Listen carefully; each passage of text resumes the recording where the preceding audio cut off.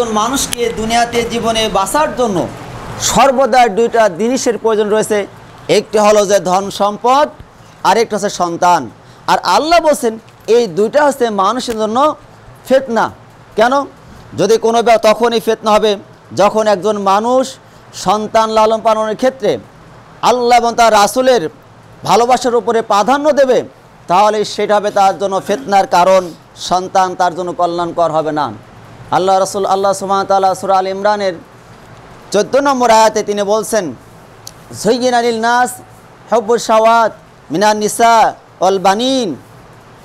মানব জাতির জন্য, মানব জাতিকে আকর্ষণ করেছে, সর্বদা মানব জাতিকে আকর্ষণ করে ধরে রেখেছে কয়েকটি জিনিস। তার মধ্যে আছে কি?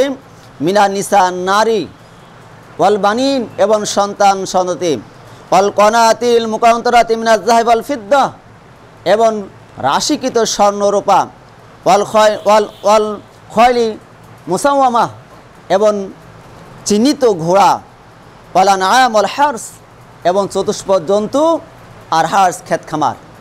এই সবগুলো হচ্ছে দুনিয়ার চাকচিক্য, যা প্রতিটা মানুষকে কোনো না কোনো সেক্টরে যে তাকে আঁকড়ে ধরেছে।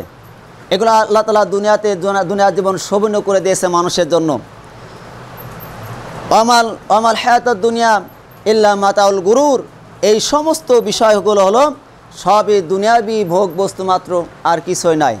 আল্লাহু ইনদাহু হুসনুল মাওয়াব। আর আল্লাহর কাছে রয়েছে সর্বোত্তম বাসস্থান।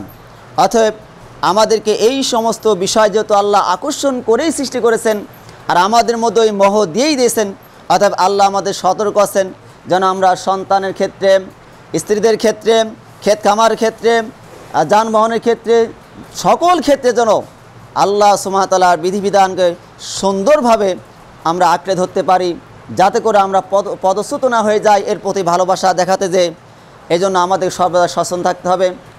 আল্লাহ যেভাবে বলেছেন তাকে ভয় করতে হবে, যথাযথভাবেই ভয় করার মতোই আমাদের ভয় করে জীবন অতিবাহিত করতে হবে। আল্লাহ সুবহানাহু ওয়া তাআলা আমাদের সকলকে তৌফিক দান করুন, আল্লাহুম্মা আমিন। আর আমাদেরকে চেষ্টা করতে হবে যে ইসলামিক বইপত্রগুলো পড়াশোনা করার জন্য।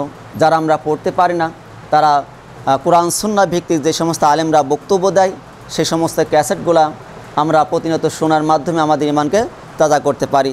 এবং যারা আমরা পড়াশোনা করি তারা আমরা নিজেরাই পড়াশোনার মাধ্যমে প্রতিদিন একটা রুটিন করে যেন আমরা পড়তে পারি। আল্লাহ সুবহানাহু ওয়া তাআলা আমাদের সকলকে তৌফিক দান করুন। সুবহানাকাল্লাহু ওয়া বিহামদিকা আশহাদু আল্লা ইলাহা ইল্লা আনতা আস্তাগফিরুকা ওয়া আতুবু ইলাইক।